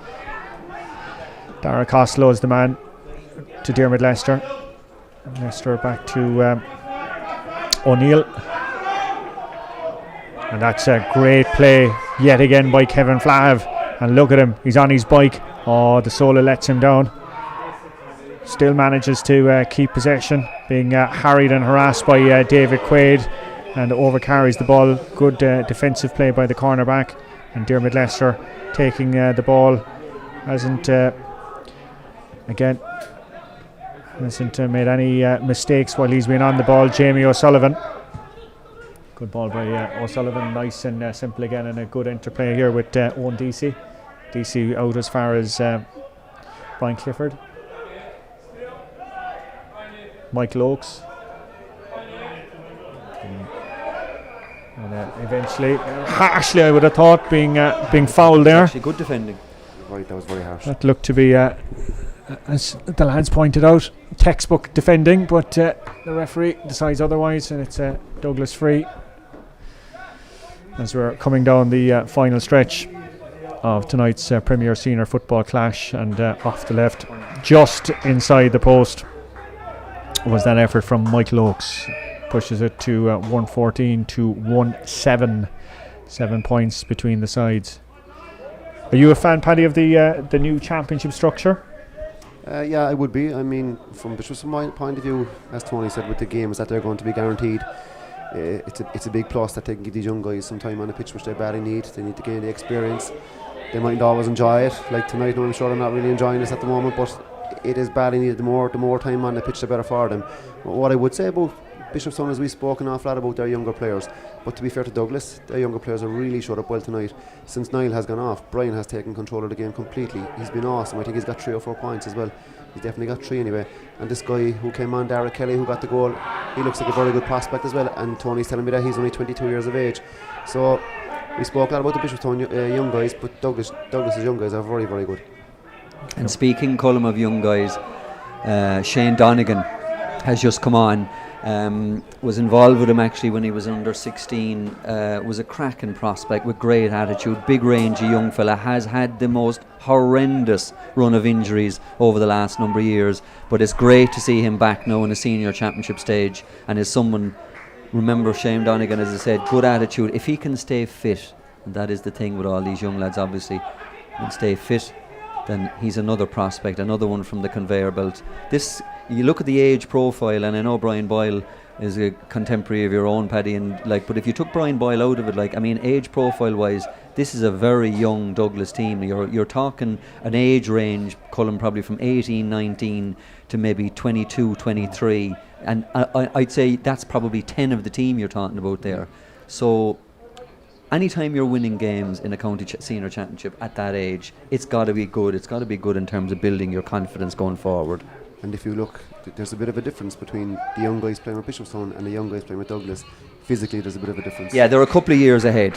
You'd have to say that, and I think Bishopstown would acknowledge that themselves, Colm, that they, even though both sides are relatively young, like the Douglas young lads have a lot more mileage on the clock, and the Douglas young lads, the likes of the Brian Hartnetts, have inter-county miles on the clock, which is of extra value. A second point there from Michael Oakes has brought it back to 114 to 1 goal and 8. We've just gone past the 60-minute mark. We'll have all those substitutions and a few little injury stoppages to take into account as we're coming down the final stretch, with Liam Dineen going back to Sean Wilson, going across the field here. And here comes Douglas yet again. Brian Hartnett wants to work it out as far as Liam Dineen. And Dineen going all the way back to Dara Kelly. This fella looks very tasty. Lovely little dink of a pass in to Mike Lynch, was it? But comes to naught, and off we go again. Oh, danger there for 1 second as the ball went across field, and Ken was sweating, and there's another goalkeeper here alongside me as well that was watching nervously. Now, what are we going to see here as David Quaid was brought to ground? Again, it's Douglas. They're not productive enough. They're not clinical enough in front of goal. They've got the full package really. Their defence is excellent. Andy O'Connell, by the way, just Andy O'Connell there picking up a black card, so that's going to see him heading to the bend there. But again, when they get to that forward line, the amount of times that they haven't gotten shots off when they would have, and then when they have got it off, it's not being clinical enough really. They've got to fix that part of the game. They've got to find a marquee forward from somewhere. David Quaid, the man who was Blake Murphy, maybe brought to ground from Vincent's pad, you know. I pretend you didn't say that. He's staying north of the river, I think.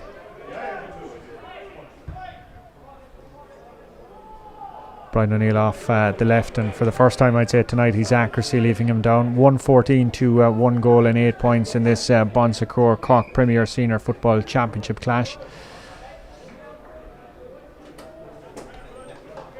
I think Colm, and I think, as I said, Paddy would have been there. I think the number one priority in the first game, Paddy, of a championship, isn't it, is to get the win. You know, I mean, obviously, you know, you like to get all the things right that you've worked on. You know, and you'd like to, obviously, there will be some work-ons, but the main priority always is to win your first, because it gives you that platform to go forward. And I think from that point of view, Douglas, I know Brian Hartnett has overplayed the ball, but I have to say, by the way, over the 60 minutes, he's been the MVP for me, Brian Hartnett has. He's kept his engine, like you can see he has that inter-county engine on him now. He's not just going, he's going at pace. But as I said, the Douglas management will look at this and they'll say, yeah, we weren't great. You know, there is definitely an improvement there. But we're going to get the win. And we're going to go into round 2 with 2 points in the bag. And certainly in this league format, you're on the back foot straight away if you lose the first game. And that's a good point, because in any year, it's very, very important, especially in a group setup, that you do get the win. But this year in particular, when teams haven't been able to prepare as they would have liked, and again, there's no form really coming into these games from any teams because there's been no games, it's vital that you get the first win.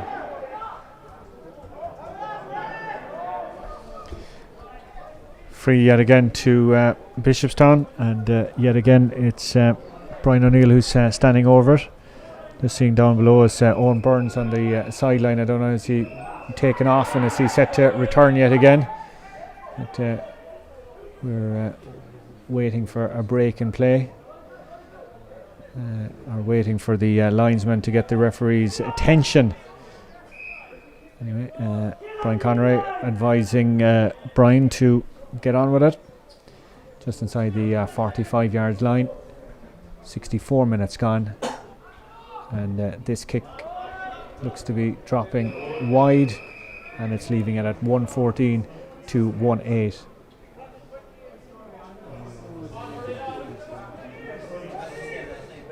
But there was some incursion or some word said, and the free being retaken and brought forward by about 10 yards. So a second bite of the cherry for young Brian. Off his left. And on this occasion, he finds the target, does the job, and pushes it to 114 to 1 goal and 9 points. Linesman has the referee's attention, and he's bringing in or signalling Owen Burns to rejoin play. I'm not sure whether he had been sin-binned or what, but he's back in anyway.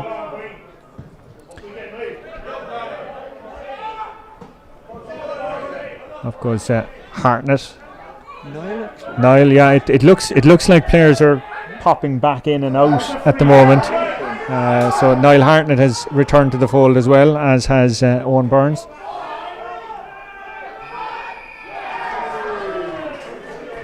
And great Douglas defending down there, as David Quaid was the man who was trying to instigate some bit of an attack there. That's something we've got to admire about Douglas, is they celebrate just as he blows it up. They celebrate their defensive triumphs, turning over balls just as they do a score on the other end. They obviously put a lot of emphasis into it. And they're celebrating now as the final whistle has just blown. 114 to Douglas. Bishopstown 1 goal and 9 points.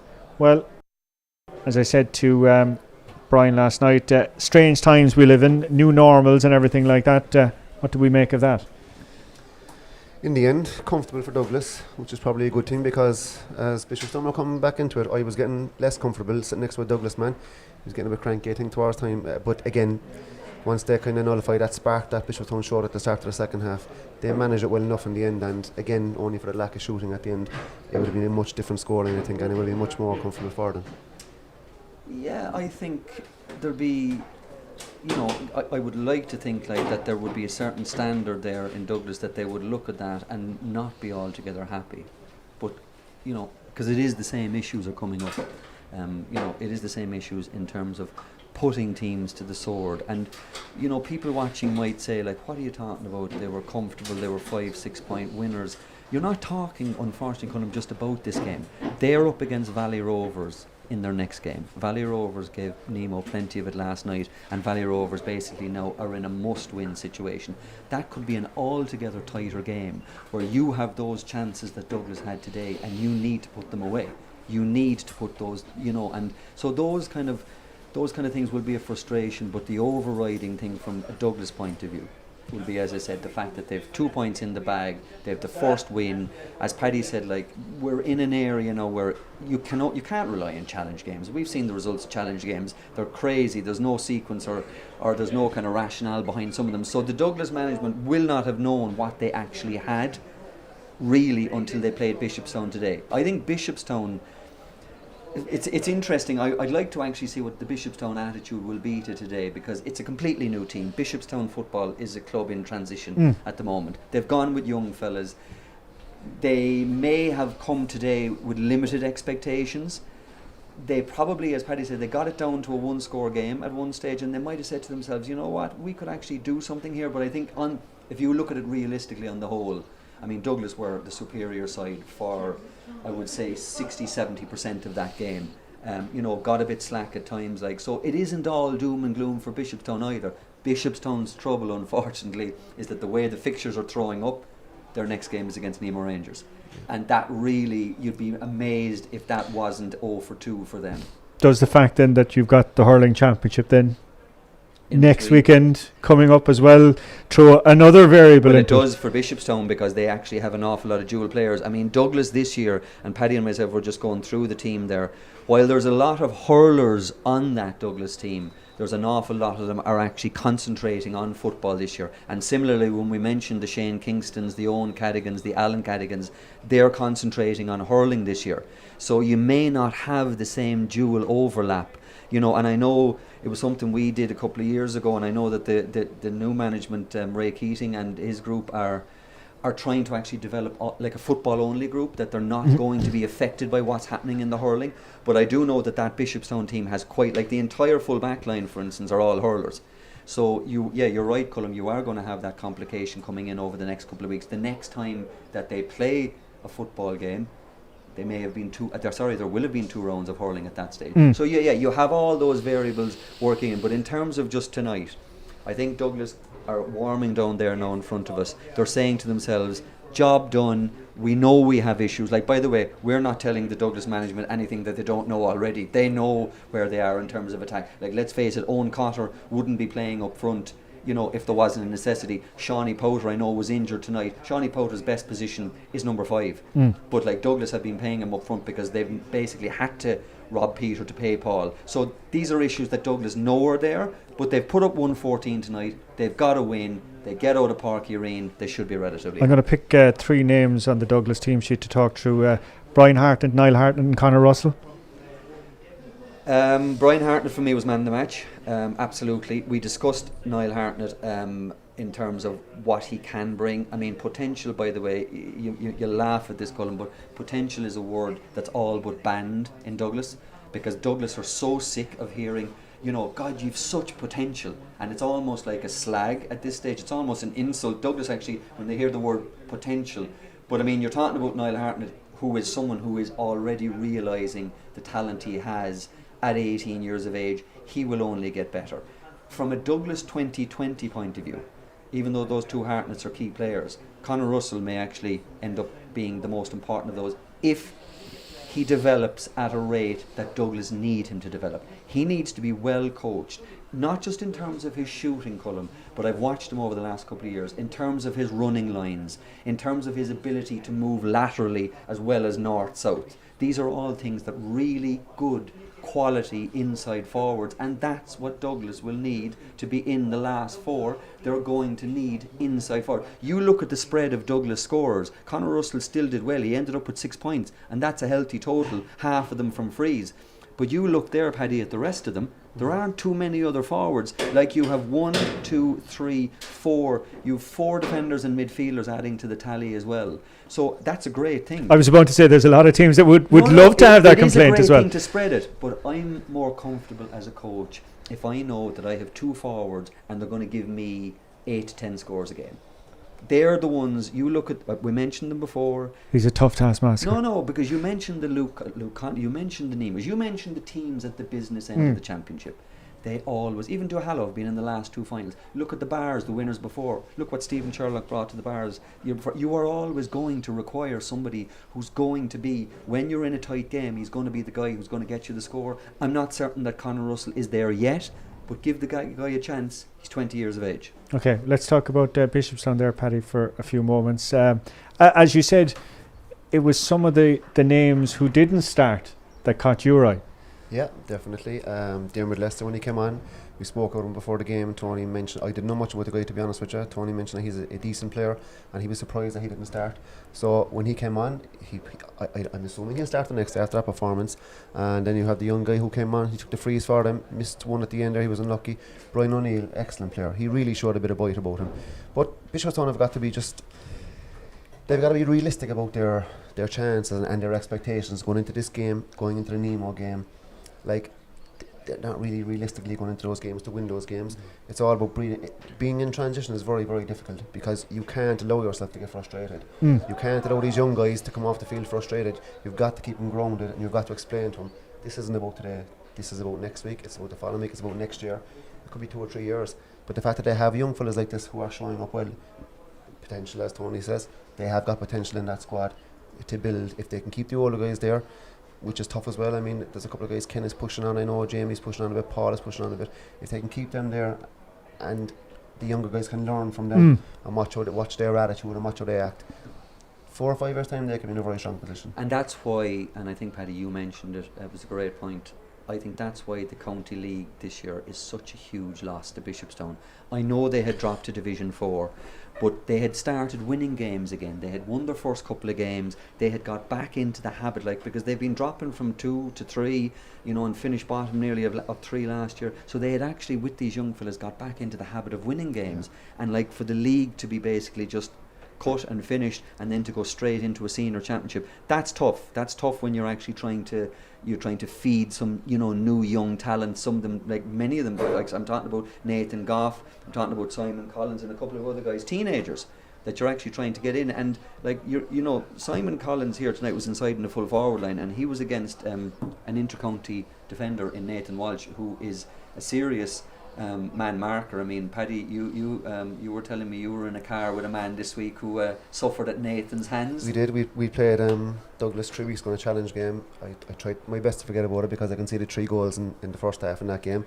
But Blake Murphy, who's our marquee forward, which he spoke about tonight, and we gave as much ball to Blake as we could on the night.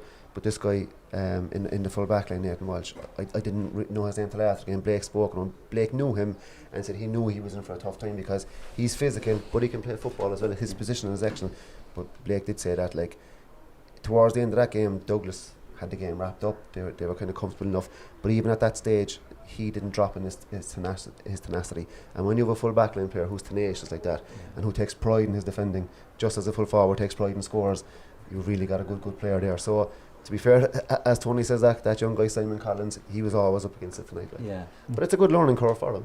It is, and the last time, Colin, we were here watching Douglas in the championship, they got a night to forget. It was a hammering in the semi-final, and defensively they were absolutely abysmal on the same day. I wasn't sure, and subsequently, even watching back, I wasn't sure whether they were man marking, whether they were playing a +1, whether they were playing a sweeper, but all I could see was Nemo finding holes. So I'm saying that's not necessarily the acid test to see whether they've actually righted those wrongs. Bishopstown asked some questions, but you'd expect Valley Rovers and you'd certainly expect Nemo in the third game.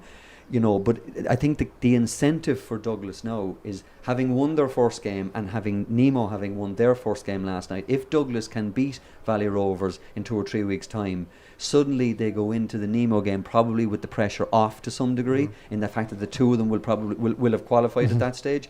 And that might actually allow them, to actually perform in a different way and actually maybe try a different structure against Nemo, because let's face it, Nemo, not just for Douglas because they're 500 yards away, Nemo are the team to beat. I'm not even certain, to be honest with you, that you want to be beating Nemo in the group stages. Poking the bear. Better to actually, maybe not fully show your hand and maybe to actually be up against Nemo at the business end of the championship. Would you go with that, Paddy, that Nemo still are the ringmasters? They've got, most years they are, and this year that's not changed. Certainly they're going to be favourites in everybody's eyes. What I would say is, even if Douglas are qualified when that Nemo game arrives and they're not playing for much in terms of points or positioning, I still think defensively they're going to relish that challenge against top class forwards and against Luke Connolly's, Paul Kerrigan's, Barry O'Driscoll's, because watching this tonight and watching Douglas 3 weeks ago, which was only a challenge game, they're really taking pride in their defending. Like we're seeing the way that they're putting, not just in the back line, from the front all the way back, you can see they're celebrating turnovers. They're at the very end of the game there, as you pointed out. Yeah, when they have the game won, they're still celebrating the fact that we caused a turnover. The referee blew the whistle because we were that tenacious. What they're doing is they're making it very, very difficult for the opposition team to be in possession of the ball as soon as they hit the halfway line.